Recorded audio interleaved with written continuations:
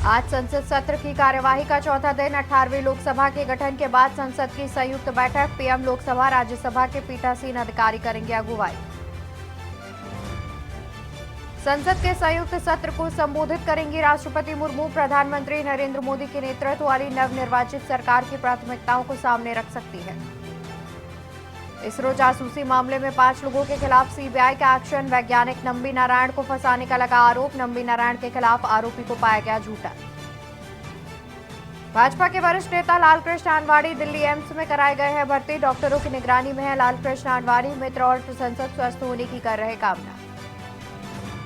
पूर्वी यूपी और उत्तराखंड समेत 27 राज्यों में जमकर हो रही बारिश। बिजली गिरने से 22 की गई जान। पूर्वोत्तर में बाढ़ का खतरा।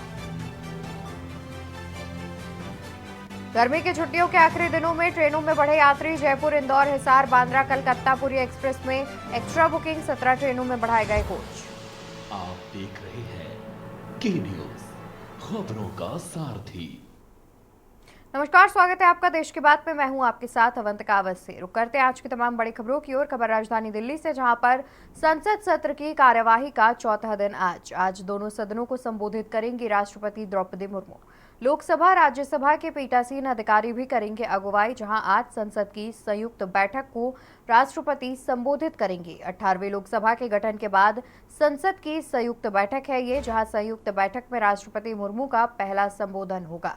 तो आज 18वीं लोकसभा का चौथा दिन, जिसमें आज राष्ट्रपति द्रौपदी मुर्मू संबोधित करेंगी। दोनों ही सदनों को संबोधित करेंगी राष्ट्रपति। बड़ी खबर आपको बता रहे हैं, जहां पर आज सदन में राष्ट्रपति द्रौपदी मुर्मू करेंगी संबोधन।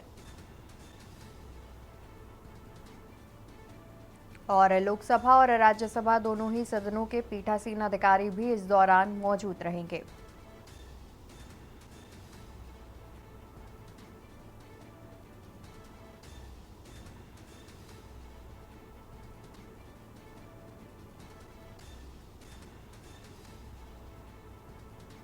आज दोनों सदनों को संबोधित करेंगी राष्ट्रपति। लोकसभा और राज्यसभा के पीठासीन अधिकारी करेंगे अगुवाई। आज संसद की संयुक्त बैठक को राष्ट्रपति करेंगी संबोधित। संसद सत्र की कार्यवाही का चौथा दिन है आज दोनों सदनों को संबोधित करेंगी राष्ट्रपति द्रौपदी मुर्मू। लोकसभा और राज्यसभा के पीठासीन अधिकारी करेंगे अगुवाई। आज संसद की संयुक्त बैठक को राष्ट्रपति करेंगी संबोधित। लोकसभा और राज्यसभा के पीठासीन अधिकारी करेंगे अगुवाई। आज संसद की संयुक्त बैठक को राष्ट्रपति करेंगी संबोधित। 18वीं लोकसभा के गठन के बाद संसद की होगी संयुक्त बैठक। संयुक्त बैठक में राष्ट्रपति मुर्मू का पहला संबोधन होगा। संसद सत्र की कार्यवाही का चौथा दिन आज। ज्यादा जानकारी के लिए हमारे साथ विशेष संवाददाता अखिलेश सिंह जुड़े हुए हैं। अखिलेश जी, आज दोनों सदनों को राष्ट्रपति द्रौपदी मुर्मू संबोधित करेंगी, इसको लेकर क्या कुछ जानकारी है?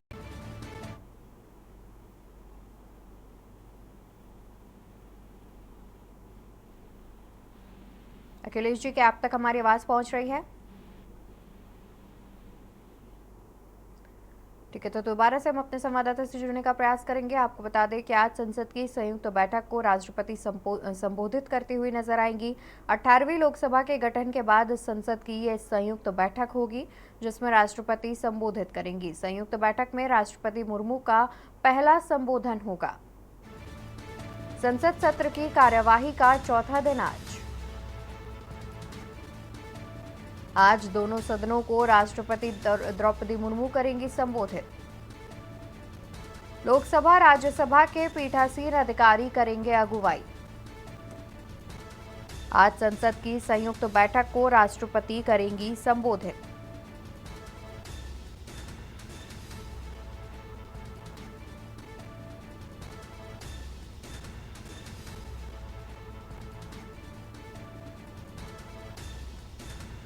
अठारहवीं लोकसभा के गठन के बाद संसद की संयुक्त बैठक।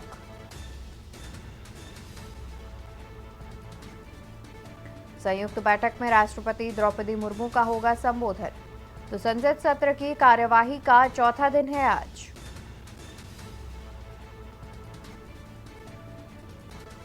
आज दोनों सदनों को संबोधित करेंगी राष्ट्रपति द्रौपदी मुर्मू। लोकसभा राज्यसभा के पीठासीन अधिकारी भी रहेंगे मौजूद। संसद की संयुक्त बैठक को संबोधित करेंगी राष्ट्रपति। और एक बार फिर से हमारे साथ विशेष संवाददाता अखिलेश सिंह जुड़ गए हैं। अखिलेश जी, आज दोनों सदनों को ही राष्ट्रपति द्रौपदी मुर्मू संबोधित करेंगी, इसको लेकर के क्या कुछ अधिक जानकारी है? 18वीं लोकसभा के दौरान आज संयुक्त बैठक होनी है। संसद के दोनों सदन यानी लोकसभा और राज्यसभा की बैठक होगी। इस संयुक्त बैठक को राष्ट्रपति द्रौपदी मुर्मू राष्ट्र भवन पहुंचेंगी और वो राष्ट्रपति द्रौपदी मुर्मू दोनों सदन यानी लोकसभा और राज्यसभा दोनों को संबोधित करेंगे। और ये संबोधन मोदी सरकार कह सकते हैं, केंद्र सरकार की उन महत्वाकांक्षी योजनाओं की या जो सरकार का खाका होता है उस खाके पर संबोधन होता है। तो इससे अंदाजा लगा सकते हैं कि जो आज राष्ट्रपति द्रौपदी मुर्मू के द्वारा संसद के दोनों सदनों राज्यसभा लोकसभा का जो संबोधन होगा उसमें सभी सांसद सेंट्रल हॉल में मौजूद रहेंगे। तो सेंट्रल हॉल में होने वाले संबोधन में राष्ट्रपति केंद्र सरकार की जो खाका पूरा तैयार किया कि आगे इस साल एक साल में क्या करने वाली सरकार। इसके अलावा आपको बताते हैं कि जब भी इसी साल का पहला सत्र शुरू होता है तो पहले सत्र को राष्ट्रपति के द्वारा संयुक्त रूप से संबोधित किया जाता है और वो लेखा जोखा सरकार का रहता है। बिल्कुल बिल्कुल अखिलेश जी, बहुत शुक्रिया अखिलेश जी आपका ज्यादा जानकारी दर्शकों तक पहुंचाने के लिए। तो आपको बता दें, जहां पर आज चौथे दिन की संसद की कार्यवाही में राष्ट्रपति द्रौपदी मुर्मू दोनों सदनों को संबोधित करेंगी। भाजपा के वरिष्ठ नेता दिल्ली एम्स में भर्ती। भाजपा के वरिष्ठ नेता लालकृष्ण आडवाणी एम्स में कराए गए भर्ती।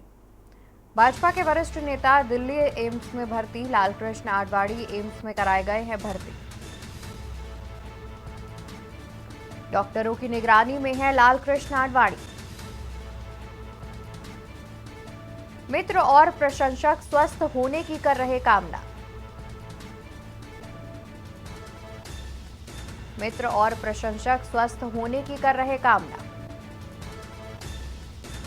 जेरियाट्रिक डिपार्टमेंट की निगरानी में है आडवाणी। ओल्ड एज संबंधित परेशानी के बाद भर्ती कराया गया। परिवार के सदस्यों के मुताबिक उनकी तबीयत ठीक है।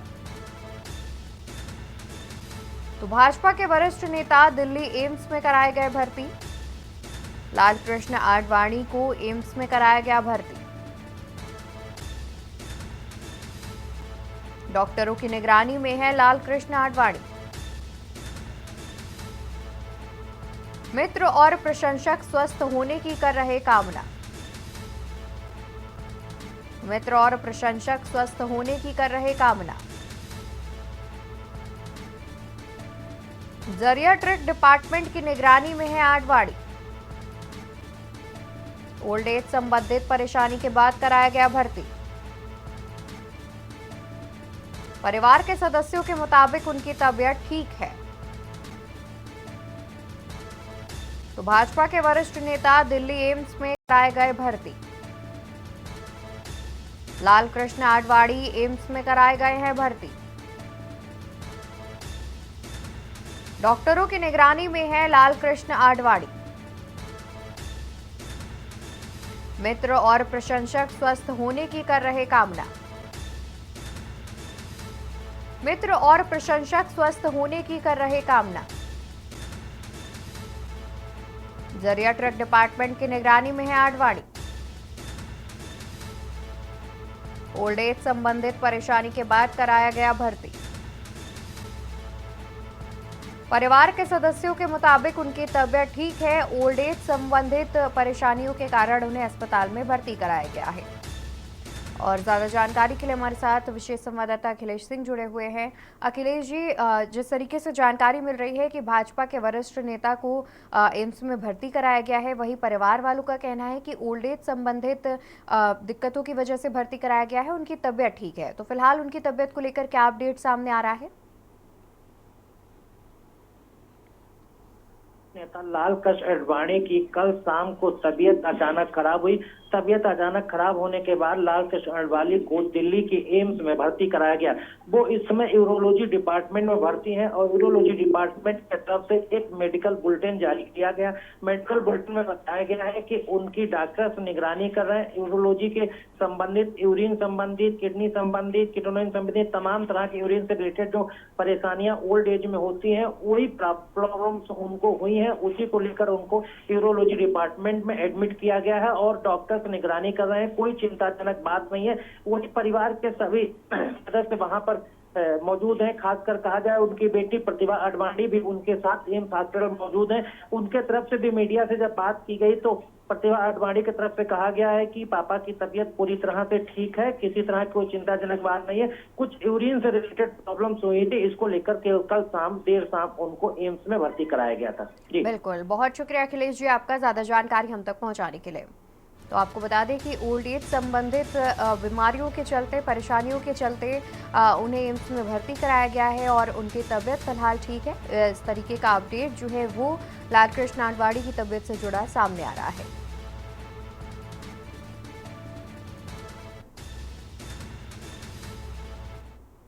और वहीं यहाँ रुकेंगे एक छोटे से ब्रेक के लिए, जल्द हाजिर होंगे। आप देख रहे हैं के न्यूज, खबरों का सारथी।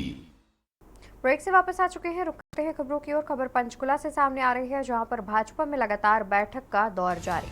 भाजपा में लगातार बैठकों का दौर जारी। 29 जून को बीजेपी करेगी प्रदेश कार्यकारिणी की बैठक। केंद्रीय गृह मंत्री अमित शाह लेंगे कार्यकारिणी की बैठक। बैठक की तैयारियों को लेकर पंचकुला में हुई महत्वपूर्ण बैठक। केंद्रीय गृह मंत्री अमित शाह लेंगे कार्यकारिणी की बैठक। बैठक की तैयारियों को लेकर पंचकुला में हुई महत्वपूर्ण बैठक। प्रदेश महामंत्री मोहनलाल बडौली ने बनाए 21 विभाग। बीजेपी हरियाणा में तीसरी बार सरकार बनाने में जुटी। खबर पंचकुला से सामने आ रही है, जहां पर भाजपा में लगातार बैठकों का दौर जारी। 29 जून को बीजेपी करेगी प्रदेश कार्यकारिणी की बैठक। केंद्रीय गृह मंत्री अमित शाह लेंगे कार्यकारिणी की बैठक। बैठक की तैयारियों को लेकर पंचकुला में हुई महत्वपूर्ण बैठक। केंद्रीय गृह मंत्री अमित शाह लेंगे कार्यकारिणी की बैठक। बैठक की तैयारियों को लेकर पंचकुला में हुई महत्वपूर्ण बैठक। प्रदेश महामंत्री मोहनलाल बडौली ने बनाए 21 विभाग। बीजेपी हरियाणा में तीसरी बार सरकार बनाने में जुटी। तो भाजपा में लगातार बैठकों का दौर जारी।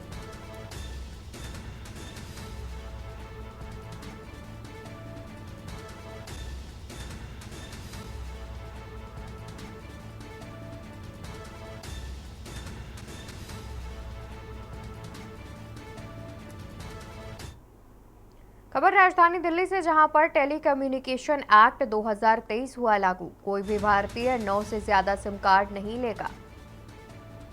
कोई भी भारतीय 9 से ज्यादा सिम कार्ड नहीं लेगा। 9 से ज्यादा सिम कार्ड खरीदने पर लगेगा जुर्माना।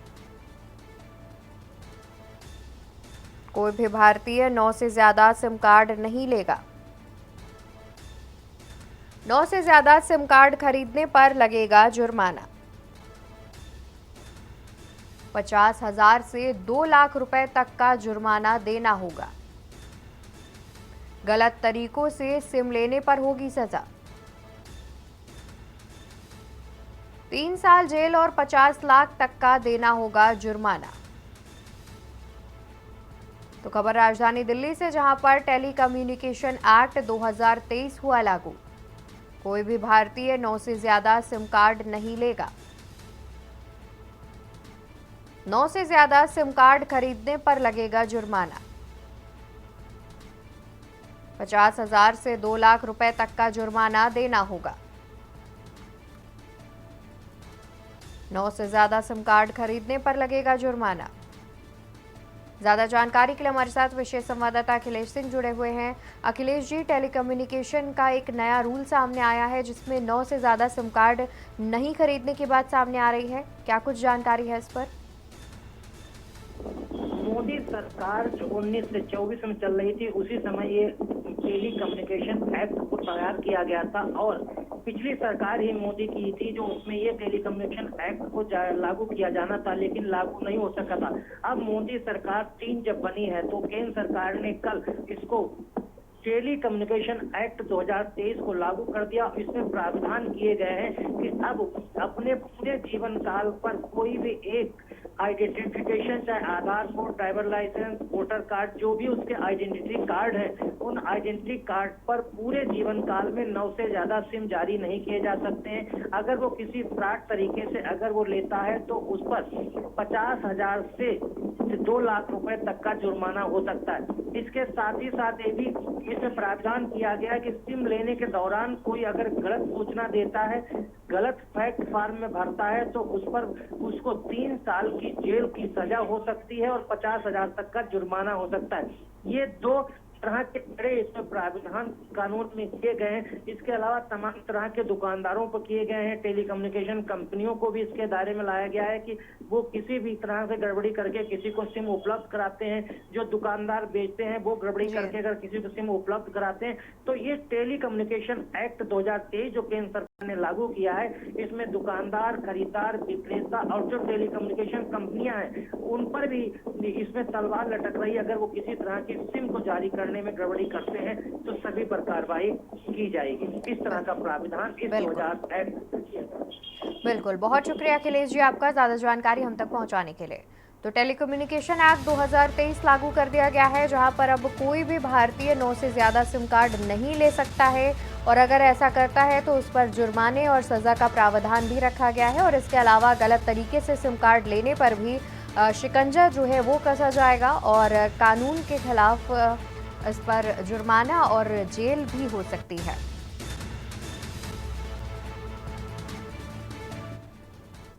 खबर बरेली से आपको बताते हैं, जहां पर दबंगों ने युवक पर किया जानलेवा हमला, युवक की गर्दन पर धारदार हथियार से किया वार। तो खबर बरेली से आपको बताते हैं, युवक की गर्दन पर धारदार हथियार से किया वार। बीच सड़क पर युवक की गर्दन पर करता रहा वार। युवक के हमले का वीडियो सोशल मीडिया पर हुआ वायरल।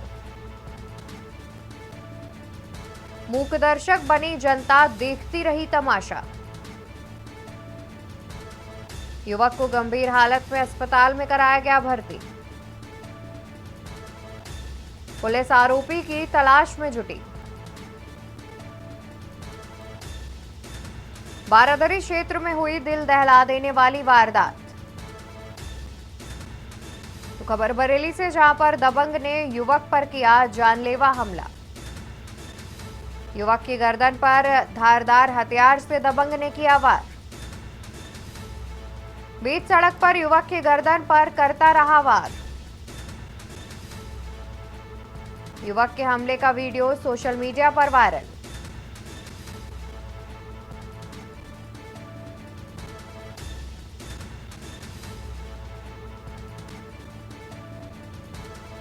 युवक को गंभीर हालत में अस्पताल में कराया गया भर्ती। पुलिस आरोपी की तलाश में जुटी। बारादरी क्षेत्र में हुई दिल दहला देने वाली वारदात।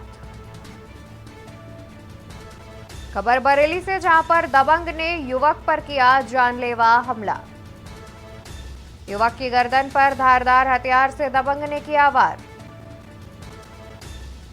बीच सड़क पर युवक की गर्दन पर दबंग करता रहा वार। युवक के हमले का वीडियो भी सोशल मीडिया पर हुआ वायरल। मूकदर्शक बनी जनता देखती रही तमाशा। ज्यादा जानकारी के लिए हमारे साथ ब्यूरो चीफ शानू कुमार जुड़े हुए हैं। शानू जी, सबसे पहले हम आपसे जानना चाहेंगे कि युवक की हालत कैसी है? जिस तरीके से ये हमला किया गया है उसकी स्थिति अभी भी नाजुक बताई जा रही है और वो जो पीड़ित है वो रोहिलखंड मेडिकल कॉलेज यानी जो बरेली का जाना माना मेडिकल कॉलेज है, वहाँ उसका अभी गंभीर अवस्था में इलाज चल रहा है। ये पूरा मामला बारादरी थाना क्षेत्र के बनखंडीनाथ मंदिर के पास का बताया जा रहा है। पुलिस के मुताबिक दोनों ही पक्षों में जो है पुराना विवाद चल रहा था और मामूली कहासुनी के बाद जो है इस घटना को अंजाम दिया गया है। और बताया ये भी जा रहा है कि जो दोनों युवक है ये वहीं पर ही जो बाजार है वहां पर अपना कुछ ना कुछ व्यापार करते हैं और उसी दौरान इस घटना को अंजाम दिया गया है। फिलहाल जिस तरीके से अवंतिका ये जो वीडियो जब सोशल मीडिया पर वायरल हुआ तो कहीं ना कहीं पुलिस महकमे में हड़कंप मच गया और जो आरोपी है वो दोनों ही अलग अलग धर्मों के बताए जा रहे हैं।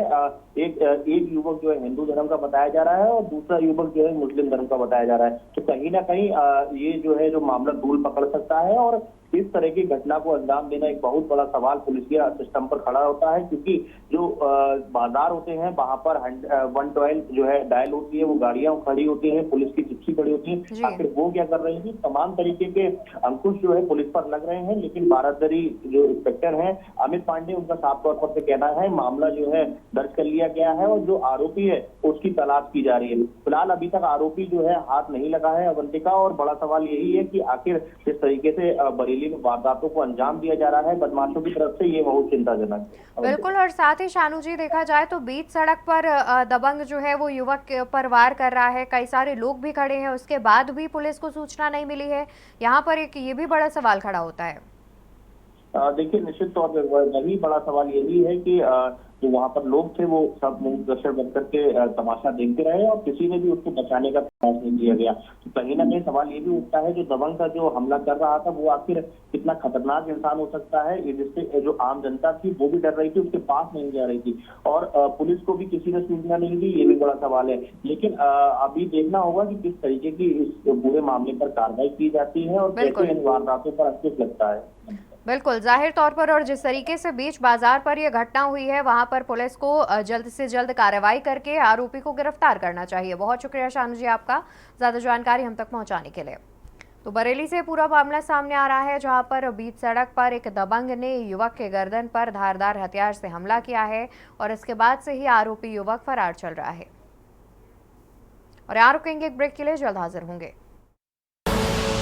आप देख रहे हैं के न्यूज़, खबरों का सारथी। ब्रेक से वापस आ चुके हैं, रुक करते हैं खबरों की ओर, जहां यूपी 112 के द्वितीय चरण का शुभारंभ आज। एडवांस पीआरवी वाहन का फ्लैग ऑफ करेंगे सीएम योगी आदित्यनाथ। कार्यक्रम में वातानुकूलित हेलमेट का वितरण भी किया जाएगा। डीजीपी प्रशांत कुमार, एडीजी 112 नीरा रावत भी रहेंगी मौजूद। कार्यक्रम में वातानुकूलित हेलमेट का भी वितरण किया जाएगा।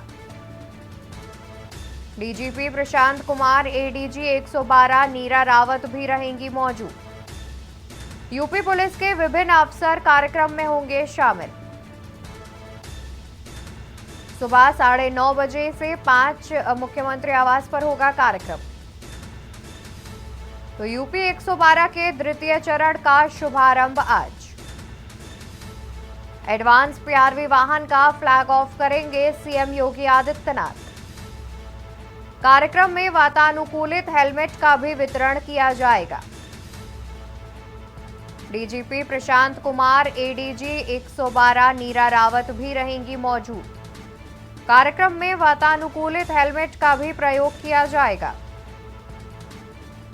डीजीपी प्रशांत कुमार, एडीजी 112 नीरा रावत भी रहेंगी मौजूद। यूपी पुलिस के विभिन्न अफसर कार्यक्रम में होंगे शामिल। सुबह 9:30 बजे मुख्यमंत्री आवास पर होगा कार्यक्रम का आयोजन।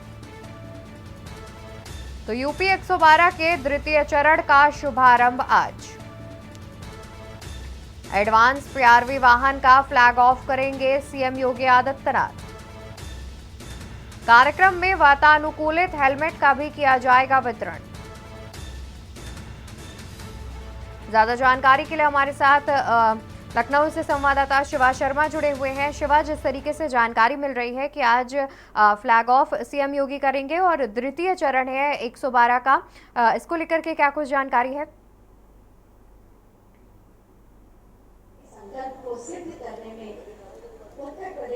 देखिए अवंतिका, हमारी मौजूदगी इस वक्त 5 मुख्यमंत्री आवास जो कालिदास मार्ग है वहीं पर है और मुख्यमंत्री कुछ ही देर में यहाँ पर निकलेंगे और जो 112 के जो PRV वाहन हैं, चाहे वो 4 पहिया हो चाहे 2 पहिया हो, सभी को यहाँ से फ्लैग ऑफ यानी कि हरी झंडी दिखा करके उनके जिलों में रवाना किया जाएगा, जहाँ जहाँ इनको बांटे गए, ताकि जो पुलिस रिस्पांस का जो समय है उसको किस तरीके से बेहतर किया जाए, जो पब्लिक में पुलिस की जो पहुँच है वो कितनी जल्दी और कम समय में हो, इन सभी बातों को ध्यान रखा जाएगा। साथ ही AC हेलमेट जो अभी कुछ ही दौर पहले उसका ट्रायल हुआ था उसको बांटा जाएगा। आप हमारे पीछे तस्वीरें देख सकते हैं कि मुख्यमंत्री यहाँ पर पहुँच चुके हैं, उनके साथ में सुरेश खन्ना जो वित्त मंत्री हैं वो भी वहाँ पहुँच चुके हैं और यहाँ से ऊपर वो जा रहे हैं और मुख्यमंत्री इसी जगह से, इसी जो स्टेज है यहाँ से जो PRV वाहन है उनको हरी झंडी दिखा करके यहाँ से रवाना करेंगे। अवंतिका देख सकती हैं आप तस्वीरों में, मुख्यमंत्री योगी आदित्यनाथ और उनके साथ सुरेश खन्ना जो मंत्री हैं, मुख्य सचिव हैं उत्तर प्रदेश के,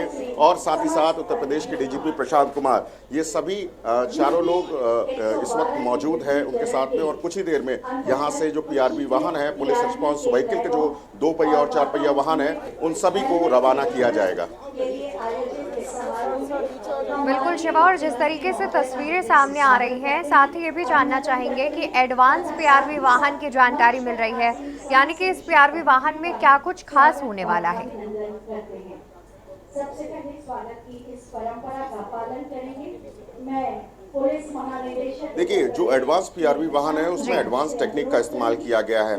चूंकि MDT होती है उसमें जो चलने की जो टेक्निक है, उसमें जो रेस का तरीका है वो किस तरीके से अपग्रेड किया गया है, और उसी एडवांस व्हीकल को यहाँ से फ्लैग ऑफ करके अलग अलग जिलों में भेजा जाएगा, चाहे वो लखनऊ कमिश्नरी हो, कानपुर कमिश्नरी हो, हरदोई हो, लखीमपुर खीरी हो, सीतापुर हो, तमाम जो अलग अलग जिले हैं उन सभी वाहनों को वहाँ पर रवाना किया जाएगा। तस्वीरें फिर से एक बार दिखा सकते हैं अवंतिका आपको कि किस तरीके से मुख्यमंत्री की जब यहाँ मौजूदगी है तो खुद मुख्यमंत्री के साथ अलग अलग लोग जो है वो मौजूद हैं। यूपी 112 श्रीमती मीरा रावत जी से अनुरोध करूंगी कि हम सब की ओर से पुष्प और स्मृति चिन्ह भेंट करके माननीय वित्त एवं संसदीय कार्य मंत्री माननीय श्री सुरेश कुमार खन्ना जी का भी स्वागत और अभिनंदन करें। आप सबकी तालियां सदैव नई ऊर्जा का संचार करती हैं। एक बार जोरदार तालियों से मंचासीन सभी अतिथियों का आप स्वागत करें, अभिनंदन करें। और अब मैं माननीय मंत्री श्री बलदेव भगत जी का भी स्वागत किया जाएगा। पुष्प भेंट करके उनका भी स्वागत करें।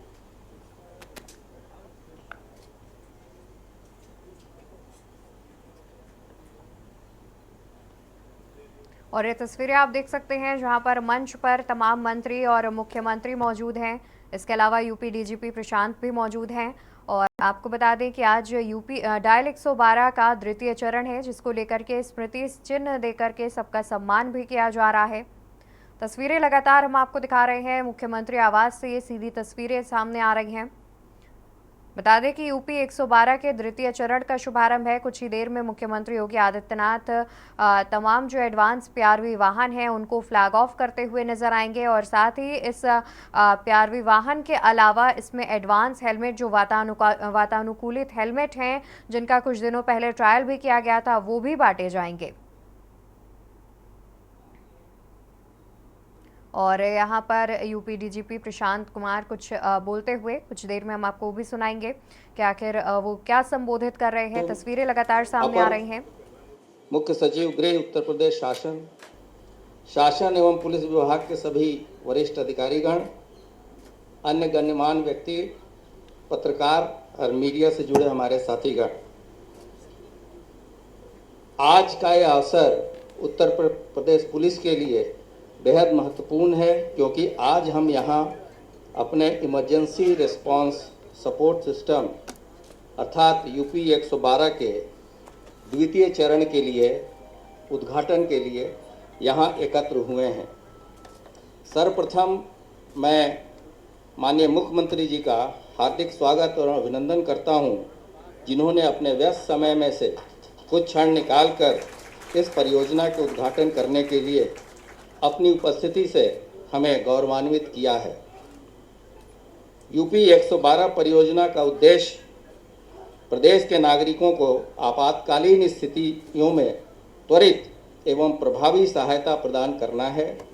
यह सेवा आपातकालीन परिस्थितियों में अन्य सभी सेवाओं से अधिक प्रभावी मानी जाती हैं। यह प्रणाली नागरिकों को सुरक्षा सुनिश्चित करने तथा किसी भी आपात स्थिति में तेजी से प्रतिक्रिया देने के लिए अत्याधुनिक तकनीक से लैस की गई है। पूर्व में प्रचलित PRI तकनीक में एक लाइन पे सिर्फ 30 कॉल एक साथ आ सकती थी। अब PRI के स्थान पर SIP तकनीक का प्रयोग किया जा रहा है और इस तकनीक में एक चैनल पे 1500 तक कॉल एक साथ आ सकते हैं, जो आपात स्थिति में त्वरित प्रतिक्रिया सुनिश्चित करेगा। पूर्व में 25 लाख कॉल प्रतिदिन जो आती थी, उसकी क्षमता को बढ़ाकर अब लगभग 42 लाख कॉल प्रतिदिन किया गया है। प्रतिदिन 18,500 इवेंट्स के आधार के स्थान पे अब लगभग 28,000 इवेंट प्रतिदिन बन रही हैं। संवाद करने वाले जो अधिकारियों की संख्या है, उसको भी बढ़ा के 673 से द्वितीय चरण में 825 किया गया है। महोदय, प्रथम चरण के 4800 पुलिस प्रतिक्रिया वाहनों के स्थान पर द्वितीय चरण में 6,278 वाहन स्वीकृत किए गए हैं, जो पूर्व की तुलना में 1,478 अधिक हैं, जो शीघ्रता से आमजन को मदद में बहुत उपयोगी हो रहे हैं। इन वाहनों को भी सभी आवश्यक आधुनिक तकनीक एवं उपकरणों से लैस किया गया है। UP 112 का विभिन्न हेल्पलाइनों जैसे फायर, GRP, एम्बुलेंस, महिला हेल्पलाइन, साइबर हेल्पलाइन आदि से के साथ एकीकरण किया गया है। प्रथम चरण की तुलना में, जैसा कि आपका निर्देश था, 15 अतिरिक्त विभागों जैसे सेफ सिटी, मेट्रो रेल, आपदा राहत, रेलवे सुरक्षा बल और अन्य संगठनों के साथ भी एकीकरण का कार्य हो रहा है, जिससे आम जन को बहुत लाभ होने की उम्मीद है। इन एकीकरणों के परिणाम स्वरूप UP 112 की सेवा की व्यापकता में विस्तार होगा तथा नागरिकों को एक ही प्लेटफॉर्म पर सभी आपात सेवाएं मिल सकेंगी। आर्टिफिशियल इंटेलिजेंस और अन्य आधुनिक तकनीकों का उपयोग कर हम आम जनता को सुरक्षा सुनिश्चित करा सकेंगे। UP 112 की सफलता में तकनीकी योगदान जितना महत्वपूर्ण है, उससे भी ज़्यादा महत्वपूर्ण इससे जुड़े पुलिस बल का कार्मिकों का योगदान है। पुलिस बल के प्रत्येक सदस्य नैसर्गिक तौर पर जनता की सेवा की भावना से ओतप्रोत रहता है और उनके समर्पण और कर्तव्य निष्ठा के कारण ही यह परियोजना इतनी सफल हो पाई है। UP 112 नागरिकों के सशक्तिकरण की दिशा में एक बड़ा कदम है। यह व्यवस्था उत्तर प्रदेश पुलिस विभाग को जनता के प्रति अधिक पारदर्शिता और उत्तरदायित्व प्रदान करती है। इससे पुलिस सेवाओं की निष्पक्षता और ईमानदारी में वृद्धि हुई है और नागरिकों का पुलिस के प्रति विश्वास भी बढ़ा है। इस परियोजना को सफलतापूर्वक क्रियान्वित करने के लिए हमें माननीय मुख्यमंत्री जी की दूरदर्शिता और शासन के सभी अधिकारियों का सहयोग मिला है, जिसके लिए हम अत्यंत आभारी हैं। गर्मी के मौसम में चिलचिलाती धूप में भी हमारे ट्रैफिक पुलिसकर्मी लगातार ड्यूटी करते हैं और ये ड्यूटी उनके कार्य को अत्यंत चुनौतीपूर्ण बनाती है। इस समस्या के समाधान हेतु कानपुर पुलिस द्वारा एक सराहनीय प्रयास करते हुए यातायात पुलिस के लिए परीक्षण के तौर पे AC हेलमेट का प्रयोग किया जा रहा है, जो सफल रहा है। आज उनमें से कुछ लोगों को यहाँ AC हेलमेट भी माननीय मुख्यमंत्री जी के द्वारा दिया जाएगा। माननीय मुख्यमंत्री जी, माननीय मंत्रीगण, मुख्य सचिव महोदय, अपर मुख्य सचिव गृह तथा उपस्थित सभी वरिष्ठ अधिकारी, कर्मचारीगण, मीडिया और पत्रकार बंधुओं का मैं पुनः आभार व्यक्त करता हूं, जिनकी गरिमामय उपस्थिति से इस कार्यक्रम की शोभा बढ़ी है। आपकी उपस्थिति हमारे लिए प्रेरणादायक है। हम आप सभी के सहयोग के आभारी हैं। पुनः सभी को हार्दिक धन्यवाद और अभिनंदन। धन्यवाद। धन्यवाद महोदय। दिन हो या रात, शहर या देहात, यूपी 112 हमेशा आपके साथ। इसी भाव के साथ ये प्रयोग हो रहे हैं और ये द्वितीय चरण चल रहा है। मैं मंच पर आसीन माननीय वित्त एवं संसदीय कार्य मंत्री माननीय श्री सुरेश कुमार खन्ना जी से अनुरोध करूंगी कि वो आएं और इस सुअवसर पर हमें अपना आशीर्वाद दें।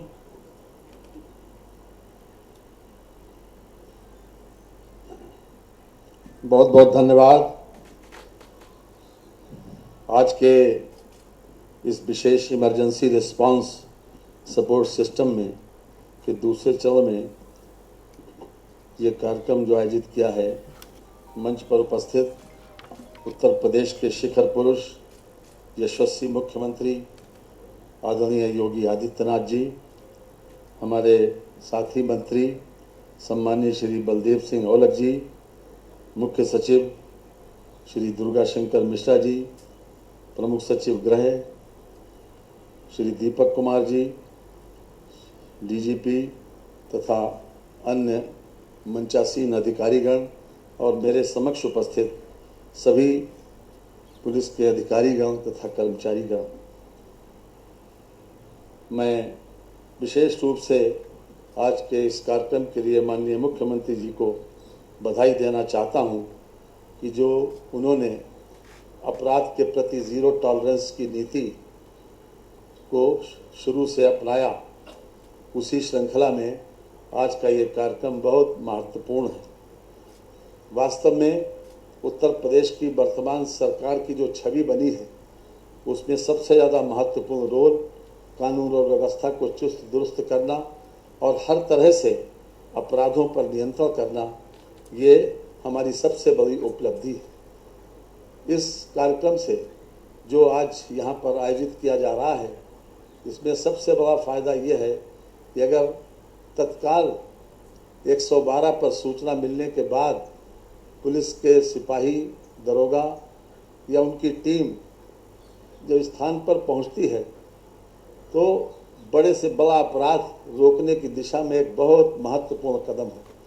इसलिए बहुत से बड़े अपराध आप लोगों ने इसी आधार पर रोके होंगे, जो कि न मालूम कितने अपराध अगर हो सकते थे, क्योंकि अगर तत्काल कोई रिलीफ हो जाए, तत्काल सहायता मिल जाए, तत्काल कहीं पर पुलिस पार्टी पहुंच जाए, तो लोग खाकी वर्दी देख के ही अपराध के प्रति से ये तो भागते हैं या फिर सरेंडर कर देते हैं।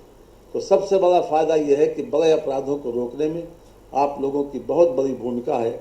इसके लिए हम आपको विशेष रूप से बधाई देते हैं। उत्तर प्रदेश में जो इन्वेस्टमेंट आया, जो उत्तर प्रदेश में हमारे सेफ्टी और सिक्योरिटी का माहौल देखकर जो लोगों ने उत्तर प्रदेश को चुना कि हम यहाँ पर इन्वेस्ट करें, उसमें सबसे बड़ा रोल हमारे विशेष रूप से गृह विभाग का है, पुलिस बल का है, कि जिन्होंने सरकार की ये छवि बनाने में बहुत बड़ा सहयोग किया, कि जिसके कारण आज देश के और दुनिया के लोग उत्तर प्रदेश की तरफ देख रहे हैं, ताकि यहाँ पर ज़्यादा से ज़्यादा इन्वेस्ट हो और हमारी आर्थिक गतिविधियाँ स्ट्रेंथन हो। क्योंकि माननीय मुख्यमंत्री जी का ये घोषणा है कि हम $1 ट्रिलियन इकॉनमी बनाएंगे और उसके लिए जितना जल्दी से जल्दी हो सके प्रयास किए जा रहे हैं। मैं आप लोगों को इसके लिए भी बधाई देता हूं कि ज़िंदगी का लक्ष्य हमारे विद्वान मनीषों ने एक ही बनाया कि हम किसी न किसी रूप से दूसरे की ज़िंदगी को आसान करें, हम किसी न किसी रूप से सेवा करें। तो आपको ये सेवा करने का मौका भी मिला है और इसके बदले में आपको धन भी मिलता है, पारिश्रमिक भी मिलता है, मानदेय भी मिलता है और समय समय के ऊपर आपको प्रशंसा भी मिलती है। तो एक तरफ ज़िंदगी का उद्देश्य पूरा हो रहा है कि जो ज़िंदगी का उद्देश्य दूसरे की ज़िंदगी को आसान बनाना है, और दूसरी तरफ उसके बदले में आपको पारिश्रमिक, मानदेय और प्रशंसा और सराहना भी मिलती है। इसके लिए भी मैं आपको बधाई देना चाहता हूँ। हम हर तरह से आज उत्तर प्रदेश में हमारे अभी डीजीपी ने जो कुछ भी बताया कि हमने इसमें कितना इजाफा किया है, कितना इसको महत्व दिया है, उसको हम दोहराना नहीं चाहते, लेकिन कहाँ 30 कालें रोज और कहाँ एक लाइन पर 30 काल और कहाँ 1500 काल, ये अपने आप में हमारी टेक्नोलॉजी का प्रयोग करके एक बहुत बड़ी उपलब्धि है, जिसके माध्यम से हम लोगों को ज़्यादा बेहतर से बेहतर तत्काल रिस्पांस करके बड़े अपराधों को रोक भी सकते हैं। और ये तस्वीरें मुख्यमंत्री आवास से सामने आ रही हैं, जहां पर इमरजेंसी रिस्पांस सपोर्ट सिस्टम यानी कि डायल 112 का द्वितीय चरण है आज, और इसको लेकर के कार्यक्रम का आयोजन किया गया है, जहां पर एडवांस पीआरवी वाहनों को कुछ ही देर में मुख्यमंत्री फ्लैग ऑफ करते हुए भी नजर आएंगे। इस दौरान मंच पर वित्त मंत्री सुरेश खन्ना और डीजीपी प्रशांत कुमार भी मौजूद हैं। इसके अलावा अन्य मंत्रीगण और अधिकारी भी उपस्थित नजर आ रहे हैं। बढ़ेंगे खबरों में आगे, जहां पर आज लखनऊ पुलिस कमिश्नर ने बुलाई बैठक। कानून व्यवस्था और यातायात व्यवस्था पर होगी चर्चा। पुलिस कमिश्नर ने बुलाई बैठक। बैठक में दोनों ज्वाइंट पुलिस कमिश्नर भी मौजूद रहेंगे। सभी जोन के डीसीपी एडीसीपी भी रहेंगे मौजूद। आज रात 9:30 बजे रिजर्व पुलिस लाइन में होगी बैठक। तो आज लखनऊ पुलिस कमिश्नर ने बुलाई है बैठक। कानून व्यवस्था और यातायात व्यवस्था पर की जाएगी चर्चा। अपराध नियंत्रण की समीक्षा करेंगे नायब police commissioner. Police commissioner Amrendra Kumar Sengar ने बुलाई है बैठक। पुलिस कमिश्नर अमरेंद्र कुमार सेंगर ने बुलाई बैठक। बैठक में दोनों ज्वाइंट पुलिस कमिश्नर रहेंगे मौजूद। सभी जोन के डीसीपी एडीसीपी एसीपी एसएचओ भी होंगे शामिल। तो आज रात 9:30 बजे रिजर्व पुलिस लाइन में होगी बैठक। तो आज लखनऊ पुलिस कमिश्नर ने बुलाई है बैठक।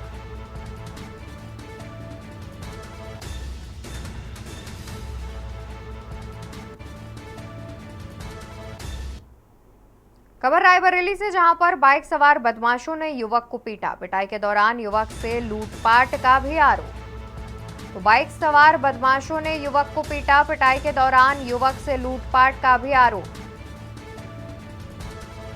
युवक से रुपए और चैन छीनने का भी आरोप। लोगों को देख बाइक सवार बदमाश बाइक छोड़कर हुए फरार। पीड़ित संजय जदाई खेड़ा गांव का रहने वाला है। पुलिस के अनुसार शराब लेने के दौरान हुआ विवाद।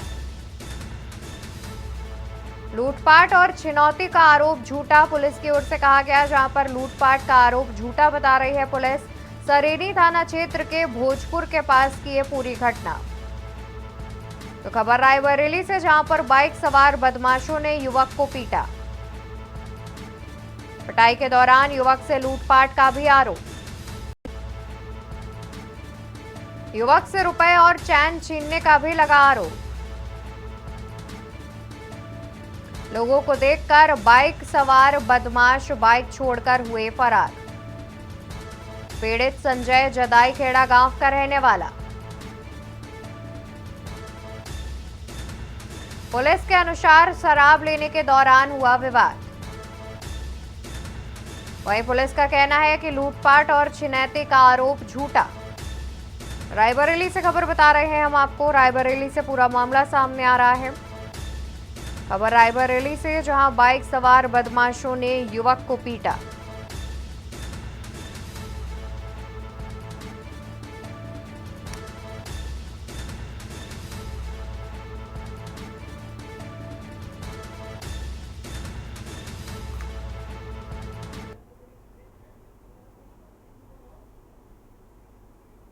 खबर फतेहपुर पर, जहां पर पारिवारिक विवाद में दो पक्षों में हुई मारपीट। जमीन विवाद में दोनों पक्षों में जमकर चले लाठी डंडे। मारपीट का वीडियो भी सोशल मीडिया पर हुआ वायरल। जमीन विवाद में दोनों पक्षों में जमकर चले लाठी डंडे। मारपीट का वीडियो सोशल मीडिया पर हुआ वायरल।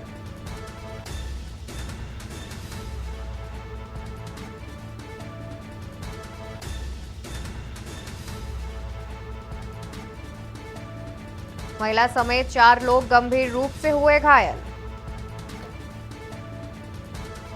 घायलों को जिला अस्पताल में कराया गया भर्ती।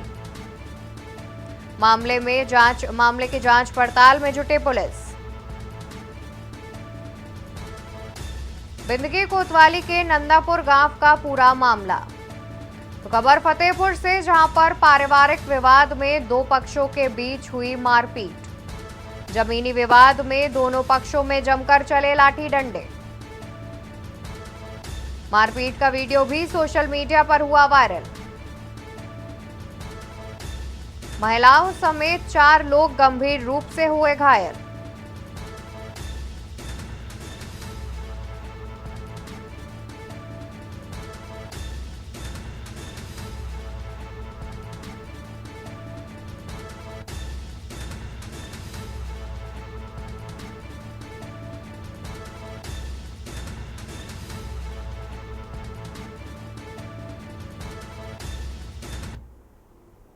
और इसी बीच खबर गुरुग्राम से सामने आ रही है। खबर हम आपको गुरुग्राम से बता देते हैं। गुरुग्राम से खबर, जहां गुरुग्राम के दौरे पर आज सीएम नायब सिंह सैनी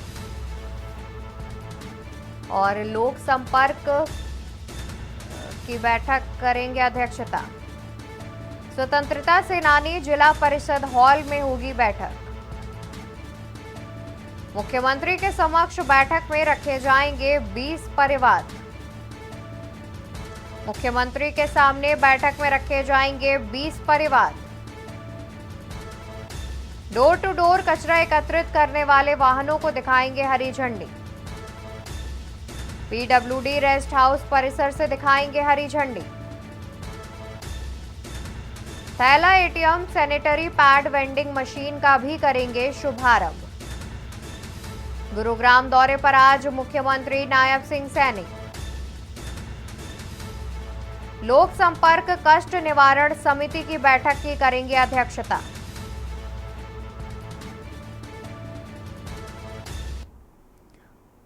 और इसी बीच हम आपको ले चलते हैं राजधानी लखनऊ पर, जहां पर मुख्यमंत्री योगी आदित्यनाथ क्या कुछ कह रहे हैं आपको सुनाएंगे।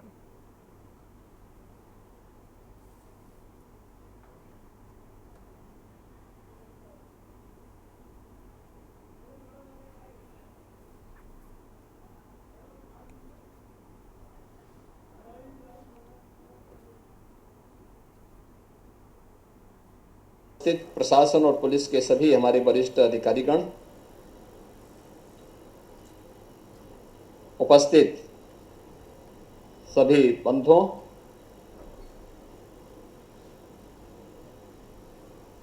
उत्तर प्रदेश पुलिस की दिश से आज का एक कार्यक्रम स्मार्ट पुलिसिंग की अपने 7 वर्ष की चल रही प्रक्रिया को एक नई ऊंचाई की ओर पहुंचाने का एक अभियान है। इस अवसर पर PRB 112 के आधुनिकीकरण की दिशा में किए जा रहे प्रयास के क्रम में आज के इस कार्यक्रम के उत्तर प्रदेश पुलिस को से बधाई देता हूं। हम सब जानते हैं कि सुशासन की पहली शर्त है कानून का राज, और कानून की राज की सबसे पहली शर्त है सुरक्षा और संरक्षा का एक बेहतर वातावरण।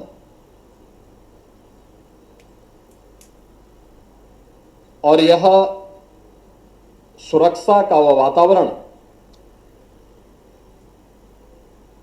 राज्य का दायित्व है, और राज्य के इस दायित्व को बखूबी निर्वहन करती है हमारी पुलिस।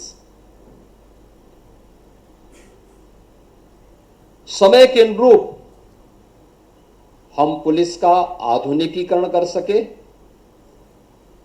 ये मांग लंबे समय से चली आ रही थी, और इन्हीं सब बातों को लेकर के डीजीज कॉन्फ्रेंस में माननीय प्रधानमंत्री जी ने इस बात को कहा था, स्मार्ट पुलिसिंग की एक नई अवधारणा दी थी। स्मार्ट पुलिसिंग क्या है, इसके बारे में उन्होंने बहुत अच्छे ढंग से कहा था। Stick and sensitive, modern and mobile, alert and accountable, reliable and responsive, टेक्नो-सेवी एवं ट्रेंड, यह कानून के प्रवर्तन के लिए स्मार्ट पुलिसिंग किस नई अवधारणा पर आधारित जो एक नई दृष्टि माननीय प्रधानमंत्री जी ने डिजीज कॉन्फ्रेंस में देश भर से आए हुए पुलिस महानिदेशकों के सामने कही थी, उसी श्रृंखला में उत्तर प्रदेश पुलिस ने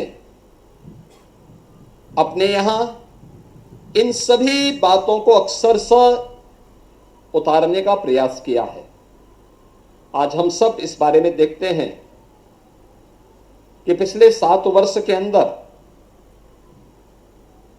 उत्तर प्रदेश पुलिस ने देश के अंदर न केवल अपनी एक नई पहचान बनाई है, बल्कि उत्तर प्रदेश को भी एक नई पहचान दिलाने में एक महत्वपूर्ण भूमिका का निर्वहन किया है।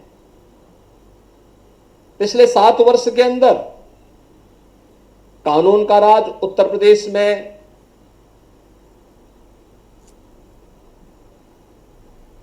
दिखाई दे, यह भी स्पष्ट रूप से हम सबको और दुनिया को भी दिखाई दे रहा है।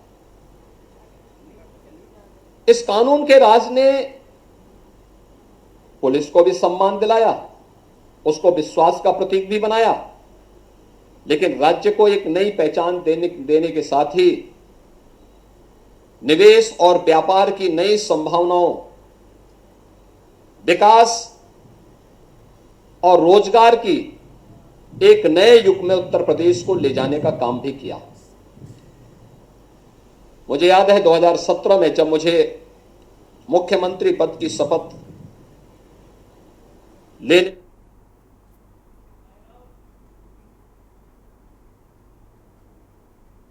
और यहाँ पर डायल 112 के द्वितीय चरण का शुभारंभ हो रहा था, जहां पर मुख्यमंत्री योगी आदित्यनाथ कानून व्यवस्था पर को लेकर के जनता को संबोधित कर रहे थे। और यहाँ देश की बात में मेरे साथ फिलहाल के लिए बस इतना ही। आप देखते रहिए के न्यूज़ इंडिया। नमस्कार। आप देख रहे हैं के न्यूज़, खबरों का सारथी।